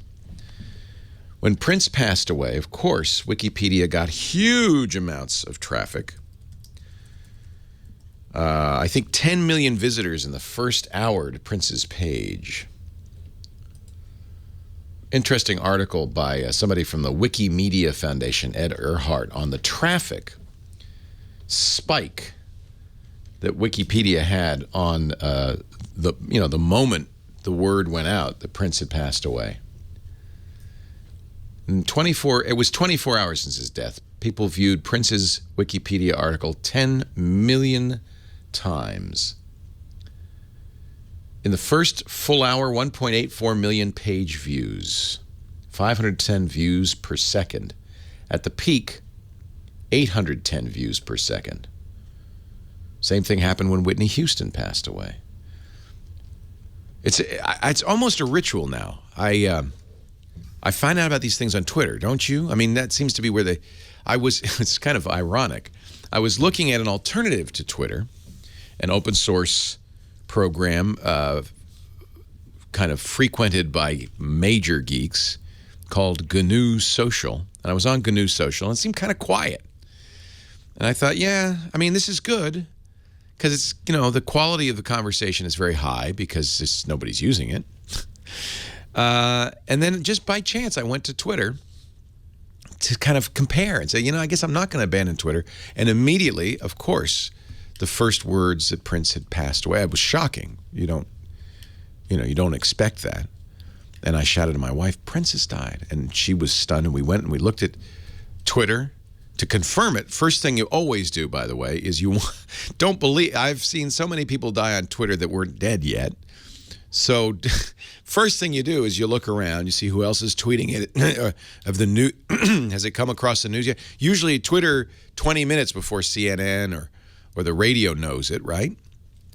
But the word spreads very rapidly. And then the next thing you do, what? You look for videos. Maybe you go to the Wikipedia page to, find how old was he? What happened? And it's just, we live in an amazing time where there's nothing you cannot find out right away. And I really wonder how that changes education. I don't know, education, as it should be, is slow moving. You don't want to follow fads. But at the same time, when I was in school, mostly what you learned was facts. You memorized facts. A lot of it was about acquiring enough facts in your head so you could make reasonable, thoughtful decisions and understand context. And well, there's no reason to learn a fact anymore. Nobody's going to memorize the presidents of the United States. You just look it up. Why would you bother? So I would expect that schools are going to have to change a lot. In a way, that's not a bad thing. Rote memorization of facts isn't a particularly good way to learn anything. Much better, wouldn't it be, not to have to learn facts, but instead to learn how to understand, how to synthesize, how to take information and turn it into knowledge. That is a valuable skill. That's what we should be teaching directly, right? Not so much memorization or, I guess you'd initially have to learn how to find those facts. Go to Google, type in a name, and then that's there. That's it. It's a short class. Doesn't take too long. I remember when my father-in-law first saw an iPad, and he was a high school science teacher for his whole life. Left us now, I'm sorry to say, but wonderful guy. And we gave him an iPad. I think it was for his 70th birthday. And he was looking at it. And one of the things he had, we put on there for him, was an astronomy program. And of course, he's a science teacher, so he loved this. And he said, he immediately grokked the change, the sea changes made. He said, if Copernicus had this information, it would have completely changed the course of his life, because what Copernicus was trying to figure out was, does the sun revolve around the earth or the earth revolve around the sun? How does the planetary motion work? And in order to do that, he had to grind his own glass, make his own telescopes. He spent a lifetime creating instruments so he could observe it, so he could then synthesize the facts. He said, if Copernicus had this, he could have done what he did in 50 years in a day. And then imagine what the next thing would have been, and the next thing after that, and the next thing. So we live in a time where modern-day Copernicuses have the information, have the observations. They just released from the Large Hadron Collider. This is the amazing science project. Kind of the world's largest science experiment. They just released 300 terabytes of data. This thing is a massive particle accelerator. It was designed, partly to discover if there is a particle, the Higgs boson, if it exists, as theorists have imagined. It did, in fact, demonstrate it existed. Wow. Now, but all this time, the Large Hadron Collider has been generating a ton of data. Well, they just released this data. It's high quality. It's open data. That means scientists all over the world now have access to the data from the world's largest scientific experiment so that they can look at it and come up with new hypotheses, new conclusions, new science. This is phenomenal. It is an amazing thing. This data, 300 terabytes of data, 300 terabytes of data is now available to every university, to every student, and, even to the amateur astronomer. The amateur astronomers have been very important throughout the history of astronomy. They can look at the data now, write a computer program, process it, come up with something new and original. We live in an amazing time. It's so easy to take it for granted, and we really mustn't. Thanks so much to our musical director, Nathan Staten. Nice job today, spinning the hits. To the phone ranger, Kim Schaffer. Oh, I have another hour? Really? All right, if you insist. More. Really? We're not done yet, huh? More Tech Guy to come right after this news at the top of the hour. Scared me there. Can't even blame it on a wrong clock this time. What time's this show over?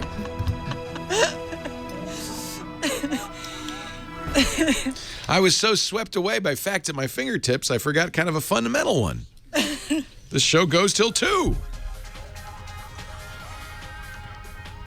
Well, hey, how are you today? Leo Laporte here, the Tech Guy. Time to talk about, I don't know, What do you think?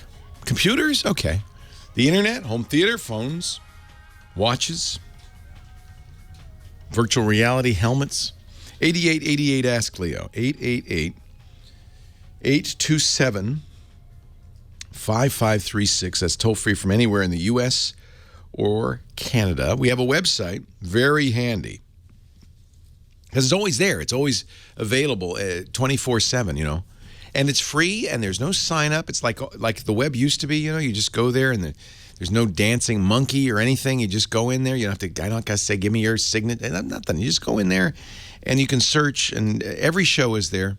We break the site up into day by day, you know, show by show, and then within that show, hour by hour, within that hour, call by call, or segment by segment. So you can get all the links, everything I mentioned, and I would really appreciate it. You can comment. So we do that so you don't have to shout at the radio. I know. You're shouting every once in a while. You say, Leo, you're wrong. That's fine. Good. Go to the website and tell me that. Tell me why. Give me the information.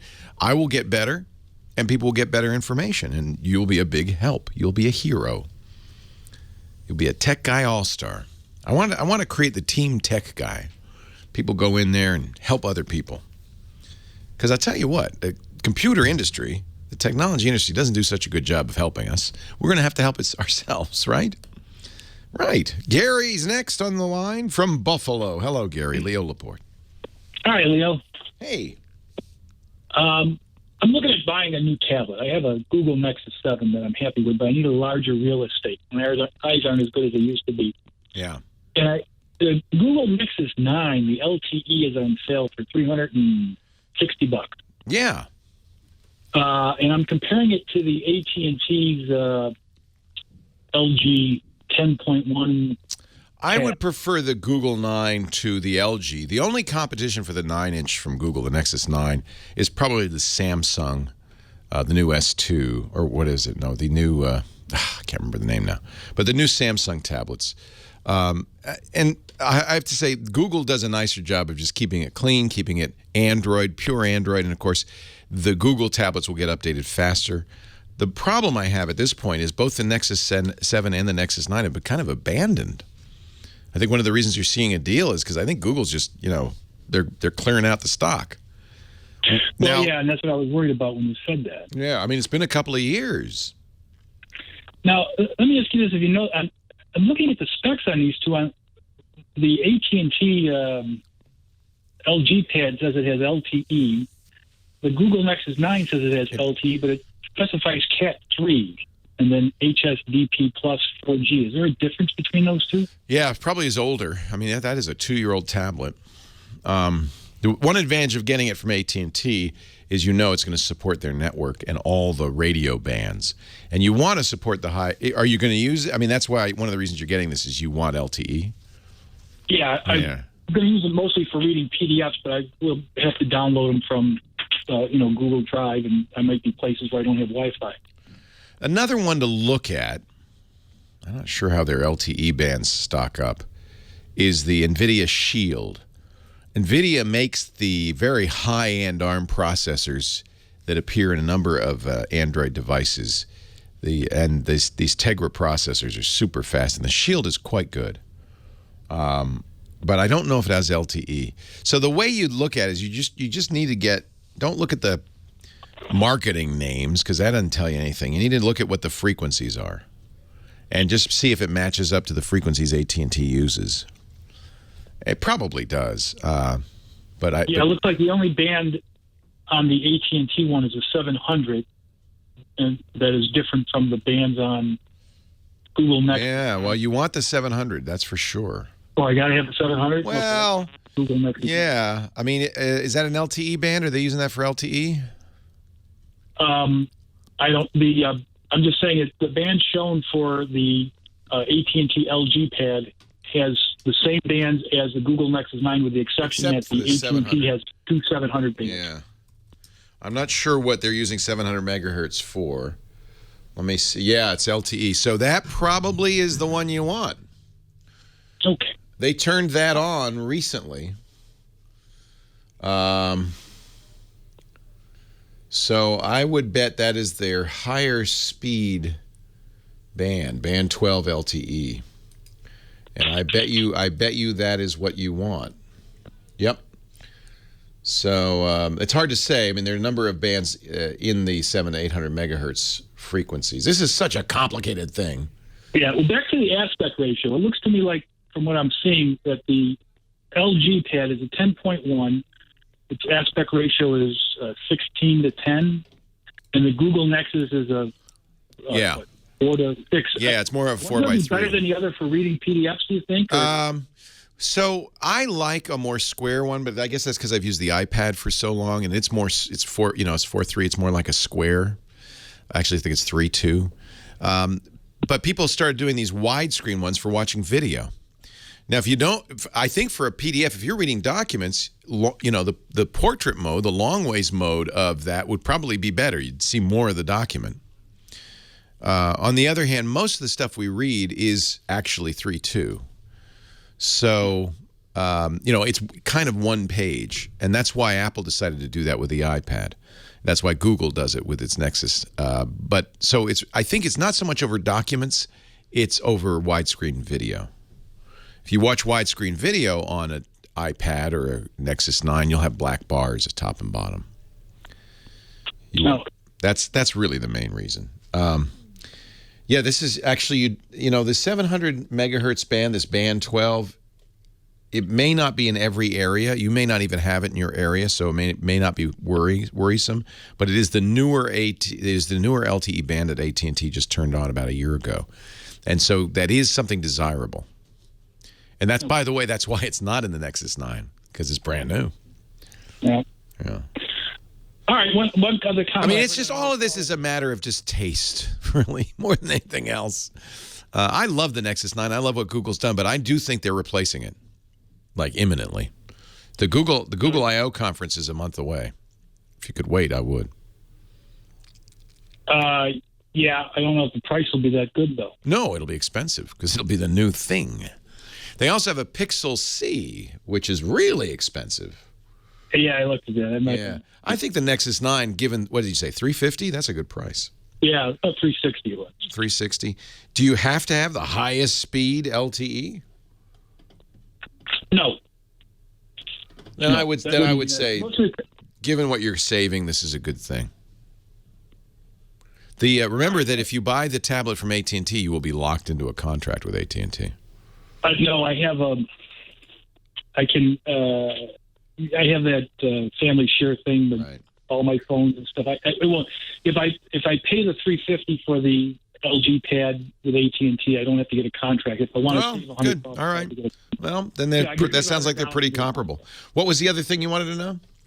Oh, I just wanted to let you, on the Pebble, on the Ring Video, I use a Pebble watch that vibrates with Ring, and there's a program called ECID, Electronic CID, and although most of it is for caller ID, a great deal of it is used for controlling notices from all your other programs, and you can have Ring turn off the Ring regular and have it go through this ECID and use any ringtone. Oh, nice. And that's on an Android device. Yeah, on Android. ECID. It's an ECID. Android. Very nice. I'm downloading it right now.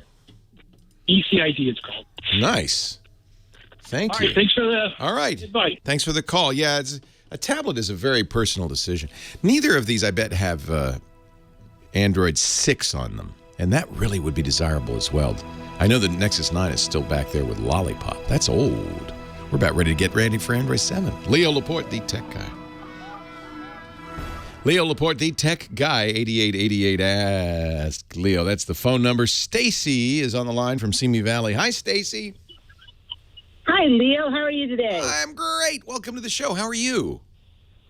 I'm doing well, thank you. Nice. I'm glad you're there. Oh, well, I am too. Beats the alternative. Oh. All right. You sound like my 27-year-old. Oh, he's a wiseacre too, huh? What can I do? What can I do for you, Stacy? I'll need to get up to Windows 10 64-bit version, and I have a Dell Inspiron 3542 that's running Windows 7 Pro 34-bit. Okay. Can I get from point A to point B, and if so, how? Yeah. You can get there free. So, because Microsoft offered upgrades to everybody running Windows 7 or 8.1, and that upgrade continues to be free through July 29th. We don't know what they'll do after that date, but they guaranteed it for 1 year. Now, normally, you're funny because most people are calling me and say, I wish this reminder to get Windows 10 to just go away. I don't want Windows 10. You've not seen that invitation, I take it. I have, actually, right before I had moved, and I had to wipe my hard drive clean, so it's fresh. But since I wiped the hard drive clean, I haven't gotten any pop-ups. Oh, okay. So that's good. What that means is that yours is compatible. Microsoft actually runs a compatibility check before they give you the invitation. So you saw that invitation on that Dell Inspiron at some point. You don't see it now, but you saw it at some point. That means that the hardware is compatible. So now there's a couple of ways. What I did, but I did. You got rid of it. Go in and check that it was 64-bit. Yeah. Oh, it's 64-bit. It could accommodate 64-bit. It could accommodate that. Yeah. The only reason you need 64-bit is if you have more than 4 gigs of RAM in that thing. Do you? I couldn't tell you. I don't know what I have, actually. Why do you want 64? Why do you want 64-bit then? Well, because Dell, it's twice as good. Laptop does not support the 32-bit Windows 10. Oh, okay. And you lose your plan. They want to move you to 64. That's fine. You know, all the processors have been 64-bit for a decade.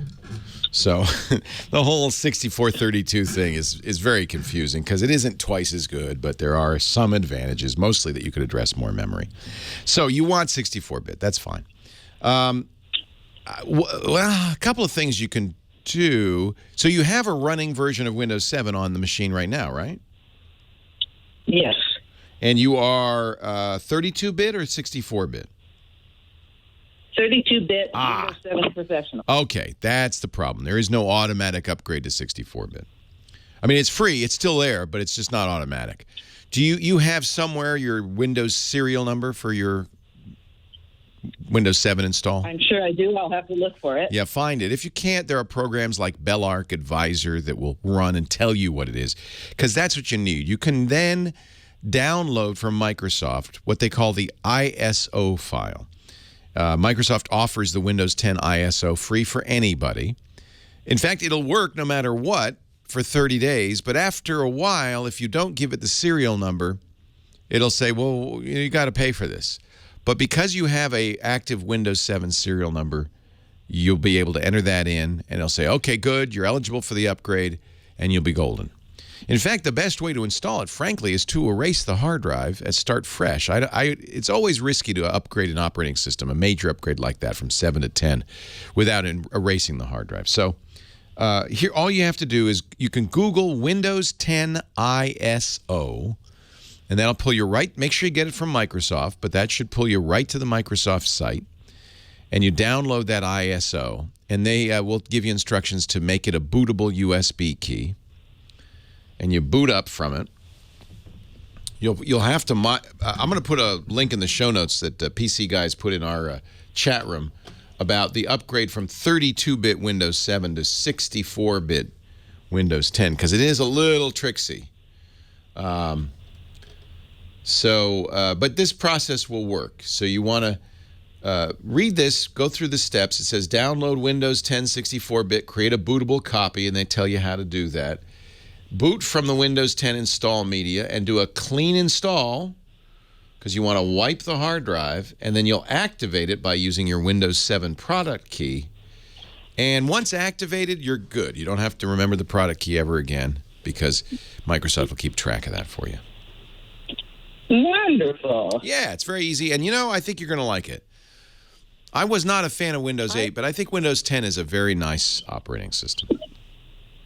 I'm looking forward to getting it. I've lost a lot of features on the laptop, which is fairly new. It's only about a year old. Yeah. So I'm looking forward to being able to do that. Good. Enjoy. I will certainly do that. I hope you have a wonderful rest of your day. Thank you. You too, Stacy. I appreciate it.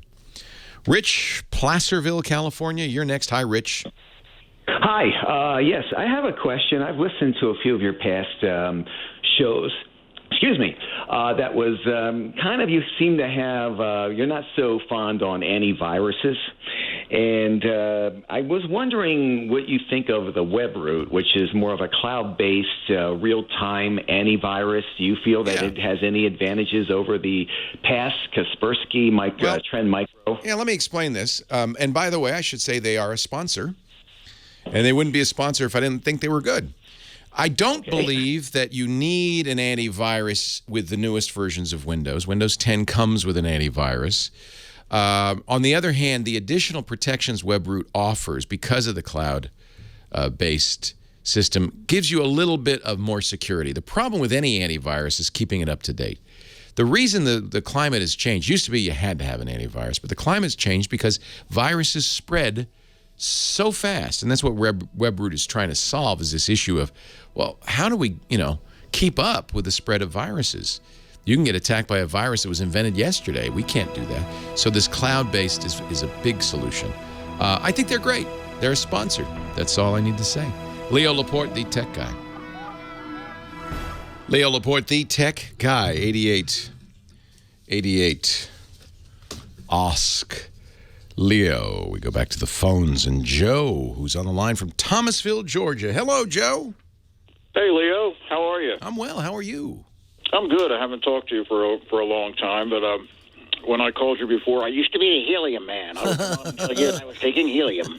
Stop taking the helium. It'll make your brain go bad. Yeah, well, I don't have much of a brain left, you see. So. My question. Well, next time you call, I'm going, hello, Joe. Oh, okay. Hello, Joe. Yeah, we can do that. How are you? How are you, mate? I'm great. What can I do for you? Right. I got a 6-year-old Toshiba computer that my wife uses, and she forgot her passcode key. Uh-oh. And she wants to know how to get in to unlock it, if there's any way we can do So that. it's Windows... Oh, wow. I think it's Vista. Yeah, good. The older it is, the easier it is to get into, by the way. And it's the login she can't remember, and so there's a couple of things. First of all, many computers in that vintage, who made it? Toshiba. Yeah, you said that. Many manufacturers, I can't remember if Toshiba did this, would create an invisible admin account with no password. In the days of Vista, security, schmacurity, who cares? So your first thing you do is try logging in with admin and blank. And if that works, well, then she can't get into her account, but she's got access to the full computer, so you can create a new account, move her stuff. So you spell that out, admin in blank? Or? ADMIN and no password. Okay. Try it. There's often a hidden administrator account. I think, correct me if I'm wrong, chat room. Is that right? Is it admin or is it administrator? I'll have to look it up. You can Google hidden administrator account Windows Vista, and you'll see the login. They did that as part of the install. And I think it was, let's see, to enable the built-in administrator account, click run as administrator. I can't remember what the login is, but anyway, it might be administrator spelled out, and it might be admin. I just can't remember. Okay. But try that, all right? Yeah, actually, it is administrator spelled out. If that doesn't work, there are programs that will crack passwords for NT that are fairly easy to run. There's Loft Crack, or LOPHT, Loft Crack, or Oft Crack, and there's NT Password WD instead of WORD. But if you Google crack Vista passwords, these programs you can run, and they will break into it. Okay. I will tell her to try that. The good news is it's not hard. It's not hard to get into a Vista computer. Well, I'm just wondering if she's even worth using it but she's going to school. My daughter we're expecting our grandchild, and we're sitting on go. So thank you. So she wants to take it to school because she's going to school for. Take it up there. She's going to school for billing and coding in the medical department, and she doesn't want to get behind on her studies and whatnot. So she had it sitting around and hasn't used it in a while, and she went to get back in it, and she couldn't get in it. And it's like, oh, okay, I'll just call Leo and see. You could do it. It's so let's see what else. It's so old. It'd probably be you'd probably be better off if she knew what she was going to be doing. For instance, you can get for $300, you can get a really nice Chromebook. Well, she's got another computer that we use here at the house, and we also have an iPad. All right. But she, for some reason, wanted to try this to shoot. Yeah, well, it's sitting around. You might as well. The other thing you could do is you could put Linux on it, Linux Mint, or Linux, Ubuntu Linux. Just wipe the drive and start with a fresh operating system. It'd probably run better than Windows does on that old machine, and you'd have brand new secure software, which is there's a lot to be said for that. So when she first starts it up, what would she do then? Well, you're going to have to help her, or she's going to have to do it with the other computer. You go to so this is for Linux. Go to ubuntu.com and download the latest version of it. Just came out, the new long-term support version just came out, which is so timing is good. You download it. They have instructions on the site for burning it to a USB key. I think even though that's a Vista machine, it should be able to boot to USB. The way you'd find out is you reboot the machine, turn on the machine, and you hit a key to get into the setup. So on some machines it's escape, some it's delete. I can't remember what it is on those old Toshibas, but some key, modern Dells, it's F12 to change the boot order, but somehow you get it to boot to that USB key in the BIOS. Okay. And then it'll run and it'll say, okay, you want to install? And you say, yes. All right. Well, you want to wipe out the drive and start over? Yes. And now you got a perfect idea too, because even when she stopped using it, it was running kind of slow. Yeah, this will speed it up. In there that was not necessary to be on there, so this would help a lot. They make a version of Ubuntu for slower, older machines called Xubuntu, or some people pronounce it Shubuntu, but it's Xubuntu. You'll find it on the same site. That might even be a better one because that should run lickety-split on the amount of memory and speed of that processor. Oh, okay. Yeah. And another quick question on the Android TV. Would that allow me to load TalkBack on it? That's a good question. I don't know what accessibility is on the Android TV. I would think so. It's essentially Android. Right. Okay. So I would think that capability is in there, but I don't know off the top of my head. Maybe somebody in the chat room. Does Android TV, I'm going to Google it too, does Android TV support TalkBack? That's the accessibility feature where you can... It's really nice. You don't have to be able to see the screen. It'll read to you and so forth. It's not quite as nice as the Apple setup, but it is nice. Yes, TalkBack is supported on Android TV. Oh, cool. Okay. And I love my Echo, by the way. Yeah, who doesn't? I heard you talk about that many times. I am in love. Isn't it amazing? Yeah, I'm listening to KFI right now in Thomasville. So yeah, I mean, there's a lot of really neat stuff. It has access to TuneIn Internet Radio, which means you can listen to radio stations all over the country. I just hope that they update some of the. Sometimes you can ask it simple questions, and it seems like it doesn't know the answer. And if you go to Siri or Android, they'll know. They'll know. Yeah, what Echo? Amazon's Echo is very. Oh, I'm sorry. Now it's going to respond to me because I said her name. What? Mine responds to the newer name. And I changed it to Echo. You can do that in the Echo app on your phone. Or your tablet. You have three choices now. You have Echo, the old name Alexa, or Amazon, and you can choose one of the three. I wish you could choose some other ones. It would be nice. One quick comment about that too. We had it for a month. It went offline. We called Amazon tech support because we said we couldn't get it back online. They said, "Well, we're going to have to research this problem," and they put us through a bunch of steps. Couldn't get it to go back online, and my wife suggested, just for the heck of it, she said, "Why don't we just close the application and reinstall it?" And we closed it, reinstalled it, and it snapped back online. Always a good bet. Even their tech support could not tell me how to do that. Always a good bet. Yep. So I suggest we unplug it and start over. Well, we tried everything until we closed the app down and then put it back in, and it was fine. Good job. So thank you very much, Leo. I appreciate it. Thank you, Joe. Bye-bye. Congratulations on the grandkid on the way. The Echo is this, I think this is going to be the future. We were talking a little bit about bots, of course. A couple of weeks ago, Facebook had its big developers conference, and they said, we're all in on message bots. Of course, Facebook Messenger has almost 1 billion users. So, and then they have WhatsApp, which has 800 million users. So they're really all in on messaging. The idea of a bot, CNN has a bot where, you ask it what's the news and it tells you. Well, now 2 weeks later, I've tried a few of them. They are the most annoying things ever. Dopey and dumb. But I think the same idea, if you're talking to it on something like an Amazon Echo, which is, speech recognition, actually is pretty cool. So I do feel like there's a future, maybe not in messaging, that's all. Leo Laporte, the tech guy. Yeah. Now can I thank Nathan Staten, our musical director, for spinning fabulous tunes all day long? I think this is a good time. All right. And I'm going to thank you, Kim Schaffer, for answering the phones all this time. And being your timekeeper. Is this the last hour of the show, the last segment of the last hour? Okay, just had to check. Last hour of the show this week. You get to a certain point where everything's just a blur. I don't know what I'm doing. Thank goodness I have people around me like you and Nathan who can tell me what to do next. Should I take another call? Please. Okay. Michael in Anaheim, Leo Laporte, the tech guy. Hello, Michael. How you doing, Leo? I'm very well. How are you? I'm wonderful. I got a warning or a question to you. I'm getting a lot of these phone calls from Indian accented people telling me that my Microsoft update are in dire need of being updated. I can't receive anything.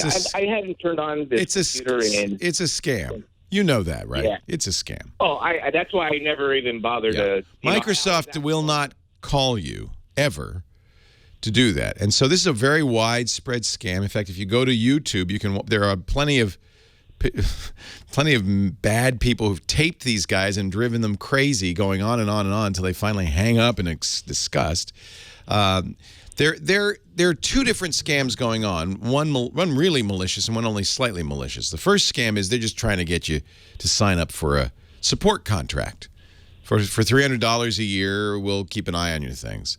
That's the most benign version of this. The more benign version is they get your credit card, they get your $300, and they ask you, can we have remote access to your computer to fix it?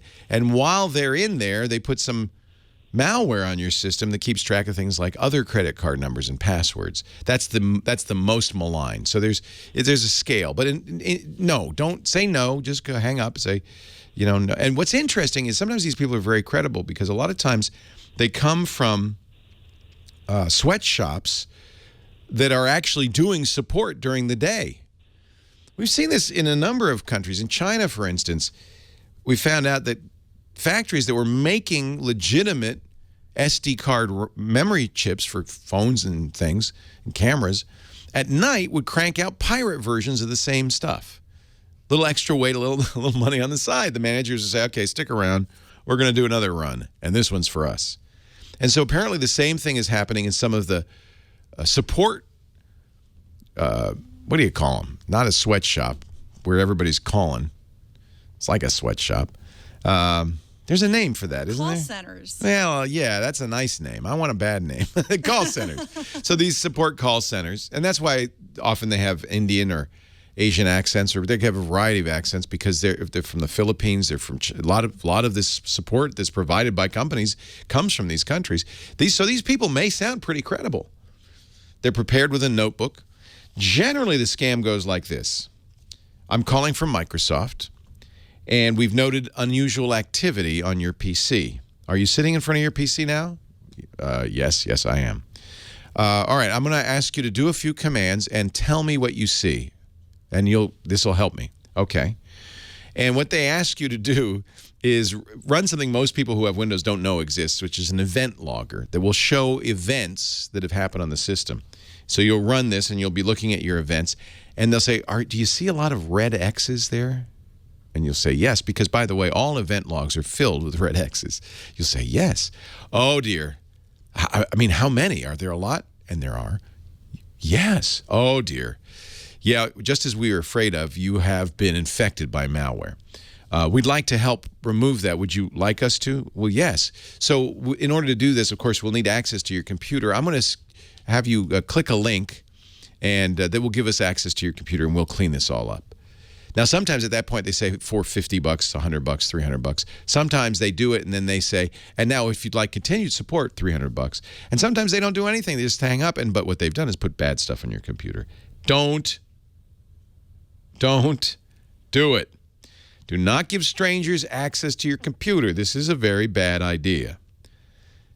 You know, fundamentally, there are only two ways a bad guy can put stuff on your computer. The most obvious way is to trick you into running his software. Send you a link in an email that says, oh, this is a PDF or it's a spreadsheet. Here's the spreadsheet we were looking for. And it's not. You double-click it, and it runs a program and puts bad stuff on your computer. Might even show a spreadsheet sometimes if they really take the effort to really make it look good. That's one way, is to trick you somehow with email or a phone call, somehow to run software on your computer.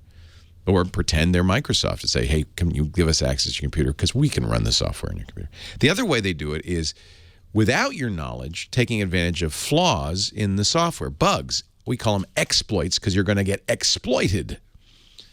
And those bugs, those flaws, are the thing that you get patches for every second Tuesday of the month from Microsoft and other companies. Anything that goes online needs to be completely up to date. Your browsers, Flash, PDF readers, any software that goes online, you got to have it be up to date. And that's why all browsers now just update. They don't even ask you anymore. Chrome, Firefox, Internet Explorer, they just update.